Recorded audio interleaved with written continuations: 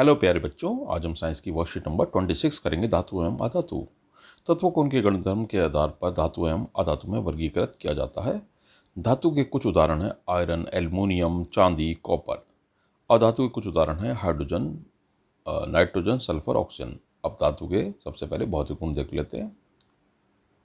धात्विक चमक, धातु की सतह चमकदार होती है। अधातु में चमकदार यानी चमकीली नहीं होती है। अपवाद है आयोडीन। प्रश्न आ जाता है कि ऐसी धातु का नाम बताएं जो कि चमकीली है, चमकदार है, तो उसको आप आयोडीन लिखेंगे। कठोरता, धातु सामान्यतः कठोर होती है, लेकिन लिथियम, सोडियम, पोटेशियम मुलायम होती है और इन्हें चाकू से काटा जा सकता है। अधातु यह अधिकतर कठोर नहीं होती। अपवाद है कार्बन का एक अपरूप हीरा। रूप, धातुएं कमरे के ताप पर ठोस रूप में पाई जाती हैं। अपवाद है मरकरी, पारा, ये द्रव रूप में पाया जाता है। अधातुएं ठोस या गैसीय रूप में होती है नॉर्मली, लेकिन ब्रोमीन है एक जो तरल रूप में होती है। आघात वर्ध्यता, कुछ धातुओं को पीटकर पतली चादर के रूप में परिवर्तित किया जा सकता है। अधातुएं आघात वर्ध्य नहीं होती है। तन्यता, धातुओं को पतली तार में खींचा जा सकता है। अधातुएं तन्य नहीं होती है। तन्यता का मतलब तार बनाए जा सकते हैं। विद्युत व ऊष्मा के चालक, सामान्यतः धातुएं विद्युत व ऊष्मा की सुचालक होती हैं। अपवाद है लेड यानी सीसा और मरकरी। सामान्यतः अधातुएं विद्युत व ऊष्मा की कुचालक ही होती हैं। अपवाद ग्रेफाइट है, यानी ग्रेफाइट ऊष्मा और विद्युत का चालक है। घनत्व, सामान्यतः अधिक घनत्व व उच्च गलनांक होता है। सोडियम और पोटेशियम को छोड़ दें। सामान्यतः धातुओं का घनत्व गलनांक कम होता है।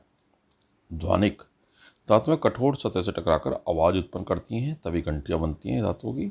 अधातुएं ध्वनिक नहीं होती। अब ये गुण देख लेते हैं। धातुएं विद्युत की सुचालक होती हैं। आप ये देख सकते हैं, अगर ये ए और बी के बीच में कुछ धातु लगाएंगे तो बल्ब जल उठेगा। धातुओं पर भाप की क्रिया में हाइड्रोजन गैस उत्पन्न होती है। आप ये देख सकते हैं उपकरण में।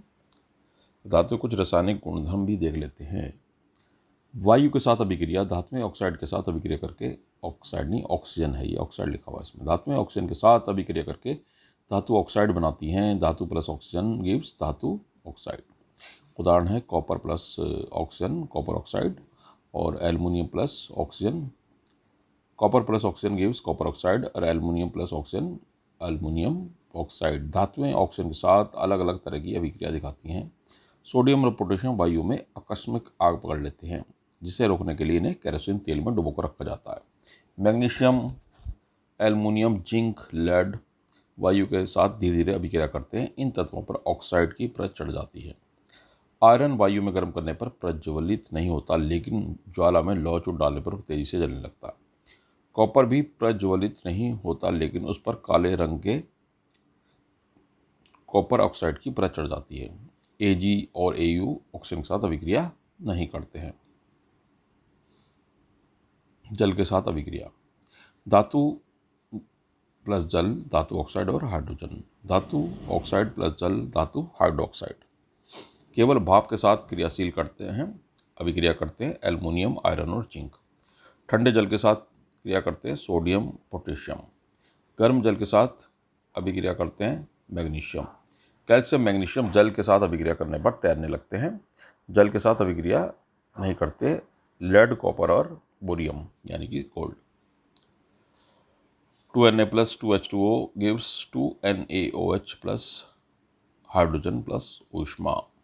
मैग्नीशियम प्लस 2H2O देता है magnesium hydroxide plus hydrogen gas. इसी तरह से aluminium plus water gives aluminium oxide plus hydrogen gas.